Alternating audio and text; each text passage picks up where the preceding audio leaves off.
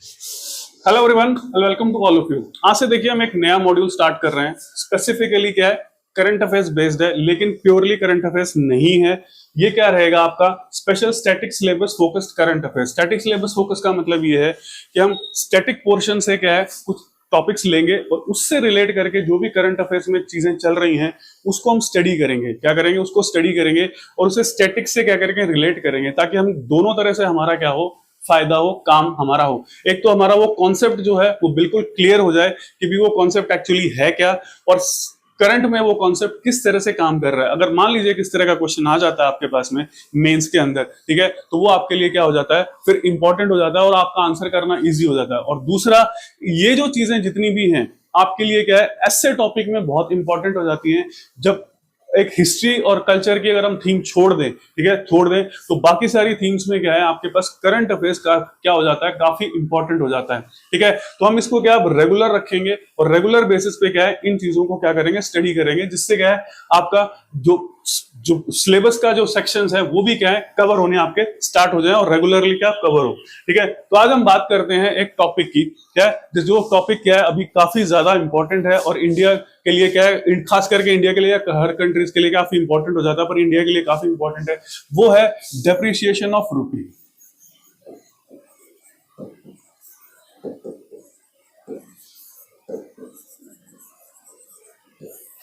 Clear, depreciation of रूपी। ठीक है, अब डेप्रिसिएशन ऑफ रूपी का मतलब क्या है ये आपको ध्यान रखना है। अब इसमें क्या क्या चीजें हमारे लिए इंपॉर्टेंट हो जाती है, ध्यान रखिएगा। जब हम इस कॉन्सेप्ट को पढ़ रहे हैं तो हमारे लिए क्या क्या इंपॉर्टेंट हो जाती है। पहले तो बात तो एक्चुअल में ये होता क्या है,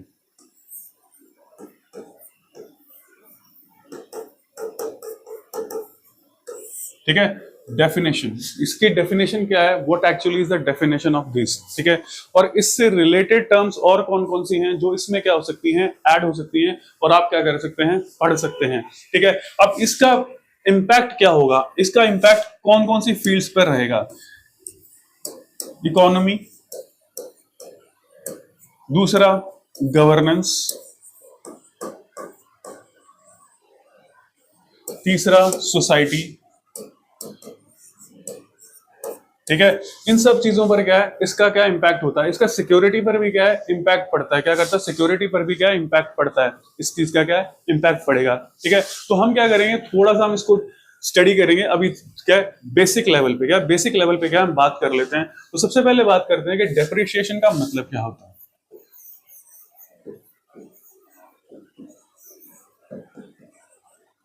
ठीक है, अब देखिए डेप्रिसिएशन वर्ड जुड़ा हुआ है एक्सचेंज रेट से।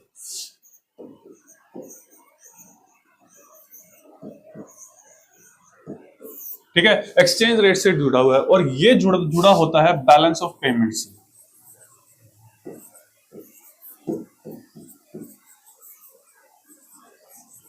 Balance of payments and international trade से।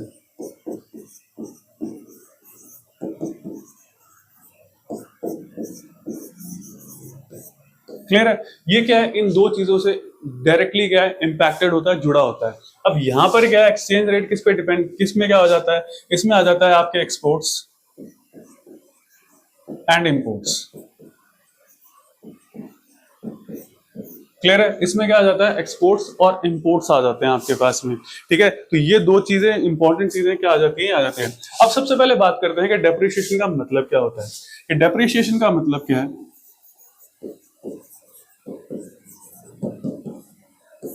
ठीक है, मींस ये है कि आज हमारे पास में, ठीक है, आज हमारे पास में मान लो 100 रुपए हैं।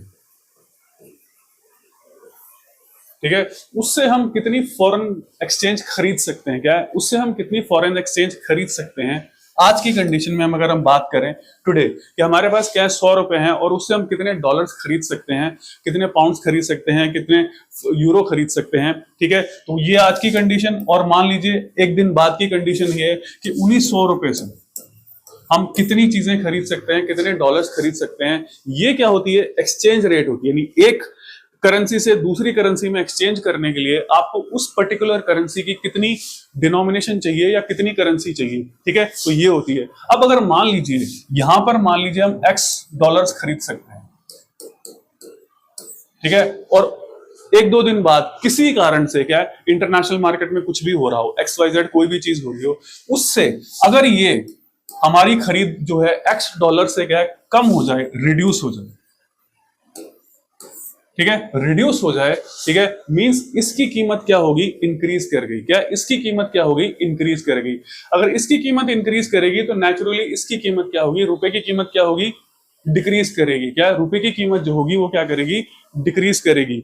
ये जो फिनोमिनन है, ठीक है, रुपए की जो परचेजिंग पावर है या एक्सचेंज रेट है, अगर वो डॉलर, पाउंड या किसी के भी मुकाबले में आप ले रहे हैं, अगर वो गिरती है, मींस ज्यादा रुपए आपको उतने ही डॉलर के खरीदने के लिए चाहिए।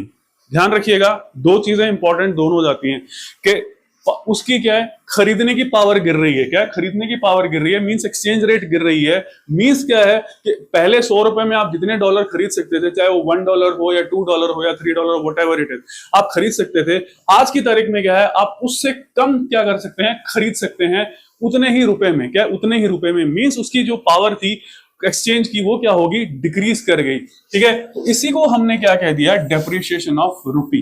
क्या कह देते हैं हम इसको, डेप्रिशिएशन ऑफ रुपी। कि रुपी क्या कर रहा है, डेप्रिशिएट कर रहा है डॉलर के मुकाबले में, यानी कि जो उसकी एक्सचेंज रेट है वो क्या हो रही है, कम हो रही है। यानी $1 खरीदने के लिए आपको ज्यादा रुपए क्या करने पड़ेंगे, पे करने पड़ेंगे। इसी को हमने क्या कह दिया, डेप्रिसिएशन कह दिया। क्या कह दिया, उसी को हमने कह दिया डेप्रिसिएशन। यही क्या कहलाता है, डेप्रिसिएशन कहलाता है। ठीक है, अब यहां ध्यान रखिएगा कि डेप्रिसिएशन जो वर्ड आता है वो आता है एक तरह से फ्लोटिंग एक्सचेंज रेट के लिए।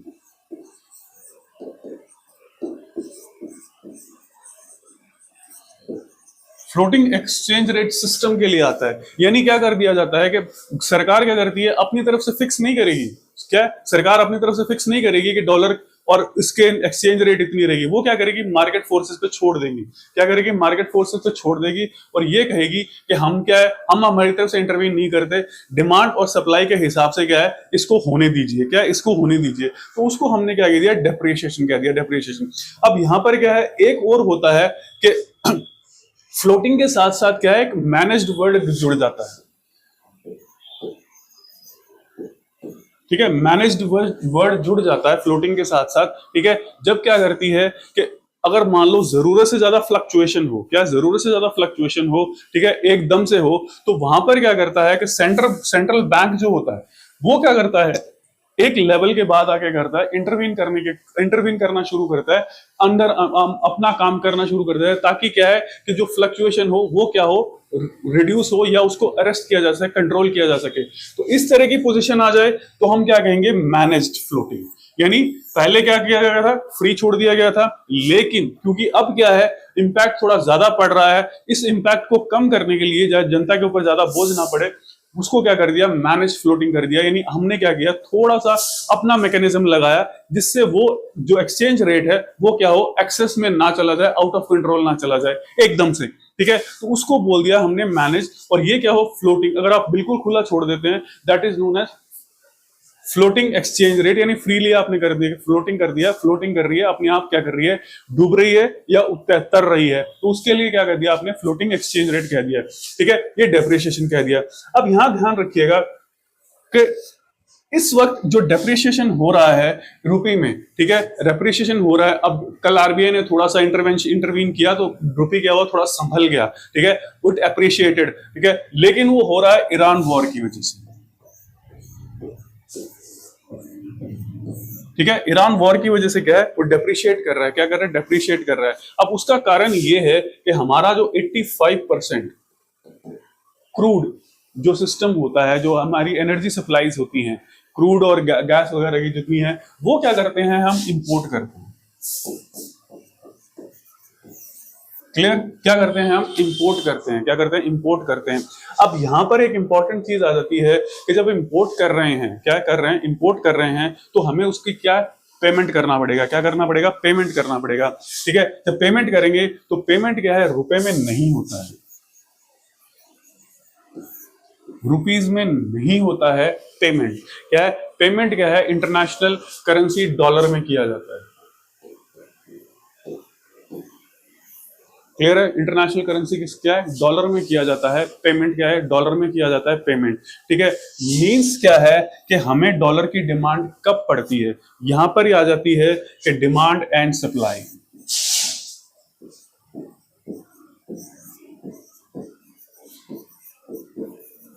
ध्यान रखिएगा, डिमांड एंड सप्लाई का रूल यहाँ पे क्या होता है? अप्लाई होता है। क्या होता है? डिमांड एंड सप्लाई का क्या होता है? रूल अप्लाई होता है। ठीक है, मींस क्रूड ऑयल। ठीक है, अगर क्रूड ऑयल का रेट बढ़ेगा, इंक्रीज करेगा, ठीक है, तो इंडिया को ज्यादा डॉलर्स की क्या है? जरूरत पड़ेगी। क्या पड़ेगी? ज्यादा डॉलर्स की क्या पड़ेगी? जरूरत पड़ेगी।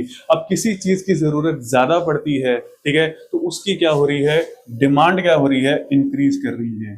ठीक है, डिमांड इंक्रीज कर रही है। ठीक है, अगर वो डिमांड सप्लाई से पूरी हो जाए तब तो ठीक है, अगर वो पूरी नहीं होती है सप्लाई से तो उसका प्राइस इंक्रीज करता है। क्या करता है? उसका प्राइस क्या करता है? इंक्रीज करता है। ठीक है, तो वही कारण यहां हो रहा है कि डॉलर की डिमांड क्या हो रही है? बढ़ रही है, क्योंकि क्रूड ऑयल का जो रेट है वो क्या हो रहा है? इंक्रीज हो रहा है। तो इंडिया को क्या करना पड़ रहा है? ज्यादा पैसे देने पड़ रहे हैं उतने ही क्रूड के लिए। इसलिए क्या हो रहा है कि डॉलर की डिमांड इंक्रीज हो रही है, जिससे क्या हो रहा है? रुपी जो है वो क्या कर रहा है? डेप्रिशिएट कर रहा है। ठीक है, रुपी जो है वो क्या करता है? डेप्रिशिएट कर रहा है। ठीक है, अब हम थोड़ा सा कॉन्सेप्ट एक और ले लेते हैं कि रुपए का जो डॉलर है हमारे पास, ठीक है, उसकी डिमांड और उसकी सप्लाई।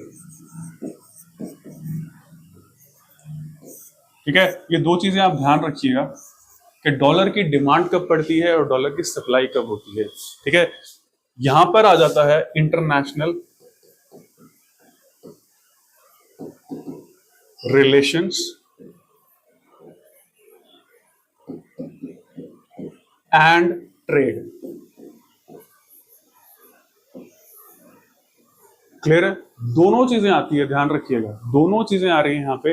इंटरनेशनल रिलेशंस भी आ रहा है और इंटरनेशनल ट्रेड भी आ रहा है। ठीक है, अब सबसे पहले तो हम बात कर लेते हैं इंटरनेशनल ट्रेड की। ठीक है, इंडिया को अगर बाहर से कुछ भी मंगवाना है, what ever it is, India से बाहर से कुछ भी मंगवाना है, यानी कोई भी इंपोर्ट करना है, तो हमें क्या होगी? डॉलर की क्या होगी? डिमांड होगी। क्या होगी? डॉलर की डिमांड होगी। अभी हम ट्रेड की बात कर रहे हैं। ठीक है, और सप्लाई में क्या है कि इंडिया से अगर किसी को बाहर के कंट्री को कुछ भी चाहिए, ठीक है, इंडिया से बाहर के कंट्री को कुछ भी चाहिए, तो उसे हम क्या करेंगे? एक्सपोर्ट करेंगे। ठीक है, तो एक्सपोर्ट करेंगे मींस क्या है कि डॉलर की क्या होगी? सप्लाई होगी। क्या होगी? डॉलर की सप्लाई होगी। तो ये दो चीजें आपके पास में आ गई। बाहर से इंपोर्ट करेंगे तो डॉलर की डिमांड होगी, अपना कुछ भी एक्सपोर्ट करेंगे, चाहे वो गुड्स हो या सर्विसेज हो, वट एवर इट इज, कुछ भी हो, तो हमें क्या होगी? डॉलर की सप्लाई होगी। क्या होगी? डॉलर की क्या होगी? सप्लाई होगी। तो एक तो चीज होगी ये आपके पास में कि आपने गुड्स एंड सर्विसेज का क्या किया? ट्रेड कर दिया। क्या कर दिया? ट्रेड कर दिया, व्यापार किया, जिससे आपको डॉलर मिले भी और डॉलर आपको देने भी पड़े। क्या? डॉलर आपको क्या करने पड़े? देने भी पड़े। ठीक है, ये क्या है? बैलेंस ऑफ पेमेंट्स का पार्ट है। क्लियर? ये क्या है? बैलेंस ऑफ पेमेंट्स का पार्ट है। ठीक है, अब इसके अंदर एक पार्ट आ जाता है जिसको हमने कह दिया इंटरनेशनल रिलेशंस। क्लियर है? जिसको हम क्या कह रहे हैं? इंटरनेशनल रिलेशंस कह रहे हैं। क्या कह रहे हैं? इंटरनेशनल हम रिलेशंस की बात कर रहे हैं। तो यहां पर क्या है? इंटरनेशनल रिलेशंस में दो चीजें आती है। गवर्नमेंट क्या करती है? एड देती है। क्या करती है? एड देती है दूसरी कंट्रीज को। क्या करती है? दूसरी कंट्रीज को क्या करेगी? गवर्नमेंट एड देगी। ठीक है, एड देगी किसी भी तरीके से। ठीक है, वो गुड्स में हो सकती है, वो कैश में हो सकती है, वो सर्विसेज में हो सकती है। जैसे मान लीजिए अभी क्या है? बुर्किना फासो, ठीक है, इंडिया ने क्या किया है? बुर्किना फासो के अंदर क्या है? एक बहुत बड़ा कंसाइनमेंट क्या है? चावल का भेजा है, राइस का। क्लियर? ये कोई ट्रेड नहीं है, ये कोई ट्रेड नहीं है, हम कोई ट्रेड नहीं कर रहे, यहां से हमें कोई पैसा आने वाला नहीं है। क्या है? पैसा आने वाला नहीं है, लेकिन हमने क्या है? हमारी ह्यूमैनिटेरियन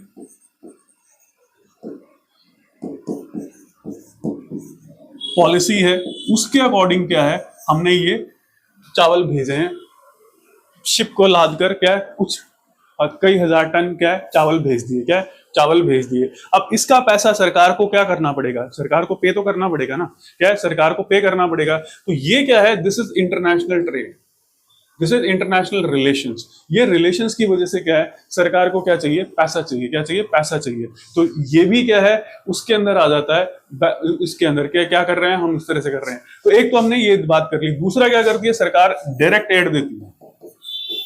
क्या करेगी, डायरेक्ट क्या करेगी, एड देगी, यानी मतलब पैसा देगी।